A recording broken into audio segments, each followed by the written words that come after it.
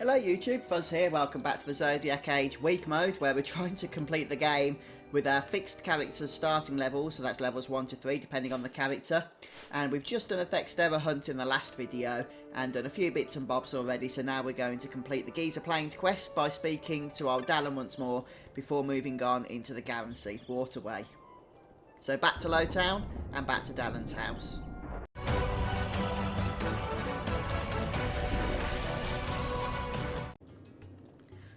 Right, so once again guys, I will be skipping most of the story here. I have done the complete gameplay walkthrough already, so you're welcome to go and check that out if that's what you're after. But hey, we need to get through it anyway, so some of it we are going to have to watch. But again, even when we do have to watch it, I'm going to try and cut it out for you in terms of YouTube. So once Dallin gives you the Crescent Stone, make your way up to the Garamsythe Waterway. You can also speak to this merchant just outside if you need to stock up on potions and whatnot, since it's going to be your main source of healing as we go through this particular dungeon. And then we need to head through this door here on the side. It's the opposite door to the other side where we're going to go through for the rest of the game every time we come back to this place. But for now, this is the way. Oh, the joys of being back here.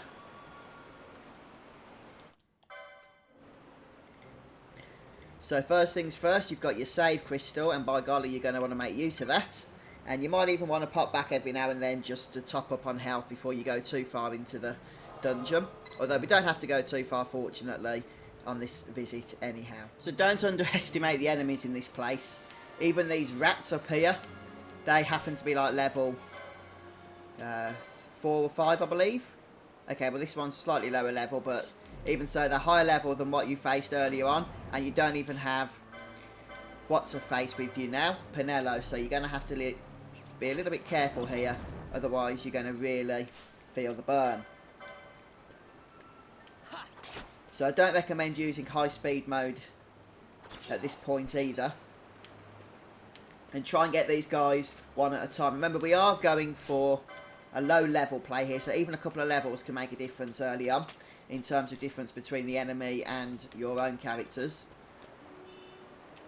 And the reason why I am going ahead with the diamond armlet here is most of the items are potions, which I've already got a max supply of, so I wouldn't mind stocking up on Knots of Rust.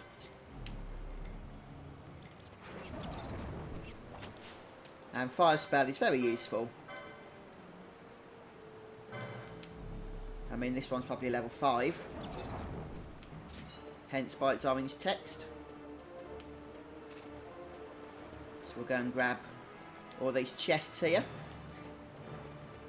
So a couple of these are going to be useful. You can get aero motes and phoenix downs, but I'll point those out to you as and when we come to them. Most of them, as I say, is going to be potions, eye drops and other bits like that, which we don't need because you can just buy them from the shop. And I showed you a couple of episodes ago how it was you could make a load of money.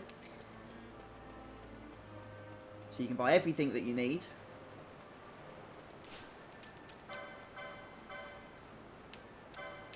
And there's another item around here. So obviously MP's a big issue to be dealing with early on. But, okay, it didn't spawn for us. But you can actually supplement your MP with some of these abilities. Assuming, of course, you've gone the Black Mage route as I have. Then you can go ahead and start getting some of these items such as, or sorry, licenses such as War Mage, which is a pretty good one, and also Magic Claw are very useful for your Black Mages.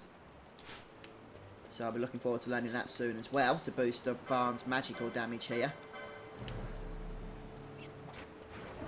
But just continue to make your way around basically. So you might want to grab this chest, you might even want to farm it for a few times. You've got a chance of getting Phoenix down. Oops, I forgot to unequip the diamond armlet. That's okay, but you can farm it as I say and get that Phoenix down if you want to, as many times as you need. But you will be able to purchase them in a little while as well, so just bear that in mind before going to OTT with them. So in these next 3 chests, you can get one that can spawn in each of these crevices. Again, just potions and whatnot, so I'd rather get the Knots of Rust with the diamond arms equipped. But watch out for some of the enemies that come down in this area now, as they're quite challenging. Fortunately, you've got some neutrals, and they tend to be the hardest ones, so you can just ignore them if you want to do so, the Ichthons. We can come back for those later to add them to the vestry or whatnot, although I'm not really interested in that on this particular playthrough, since that was just for the trophy, which we've got. Scrivener, was it called? Something along those lines anyway.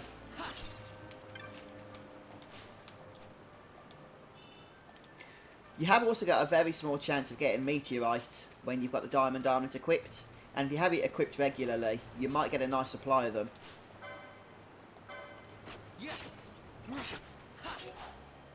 Just need to get a couple of heals going. That was a little bit on the close side, wasn't it?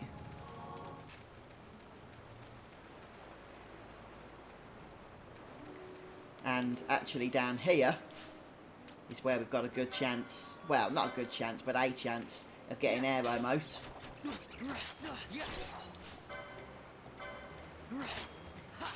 Okay, just trying to not die here as well.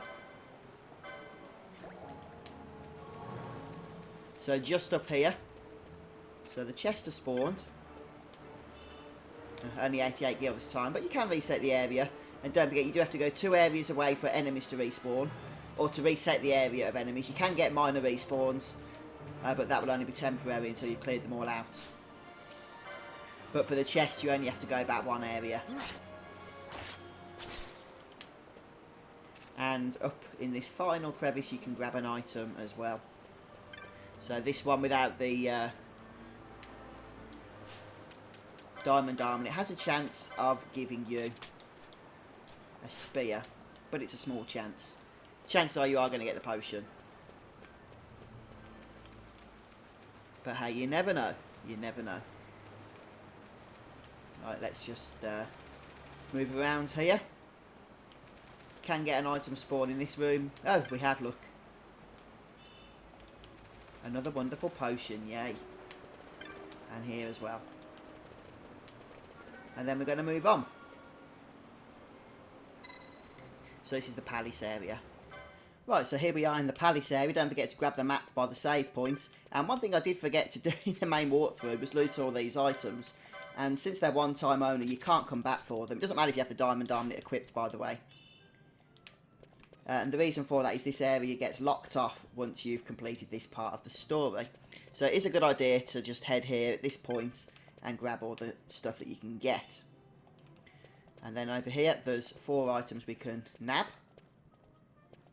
So I hope it's not too late. I'm sure it isn't.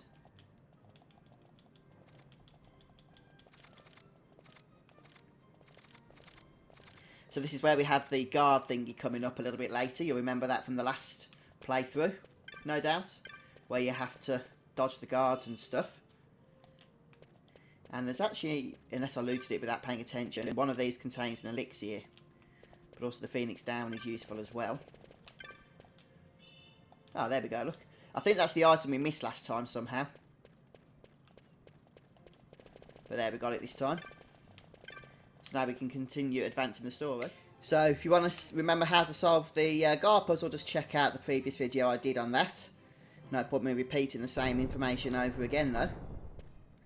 And as always, you're going to get locked through once you've made your way into the secret passage. And here we're looking for the entrance to the door here, since it's a suspicious looking wall. And around about here. And that will open the door for us.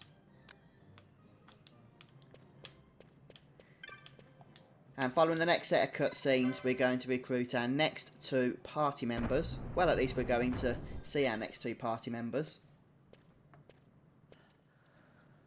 Don't mind watching this, because I do like Balthier and Fran.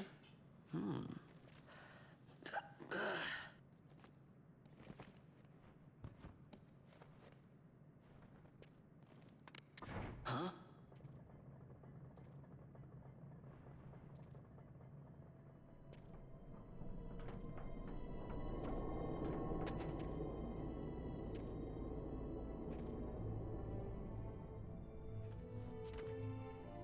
Oh, quite a performance.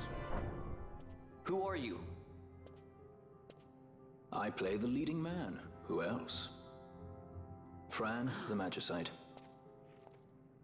Now then, I'll take that. No, you won't. I found it. It's mine. And then when I take it from you, it'll be mine.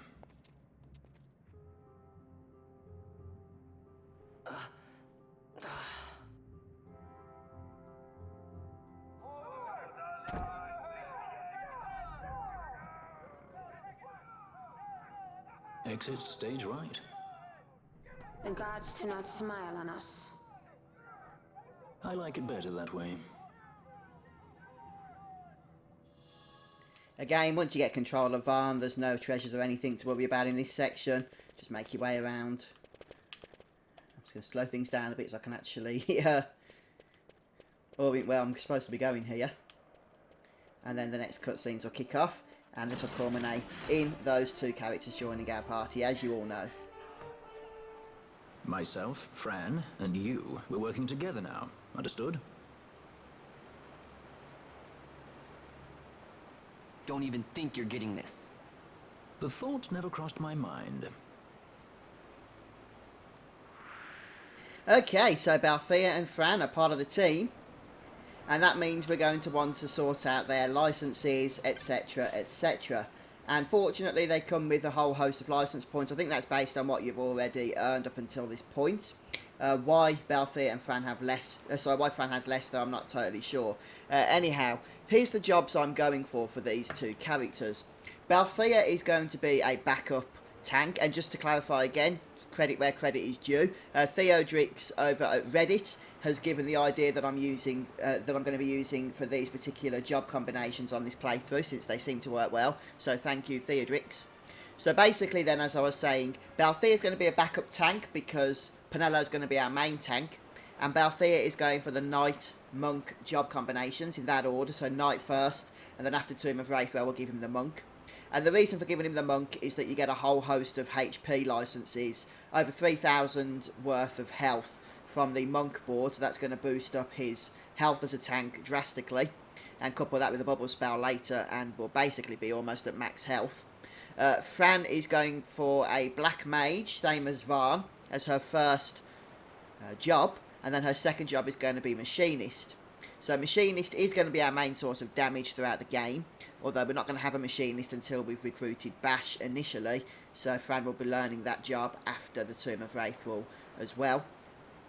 Although she's going to be our backup major damage, if that makes sense, since Bash, as our primary Machinist, is going to be our most damaging character, and I'll explain why that is once we actually have recruited everyone and got all our jobs, etc, etc.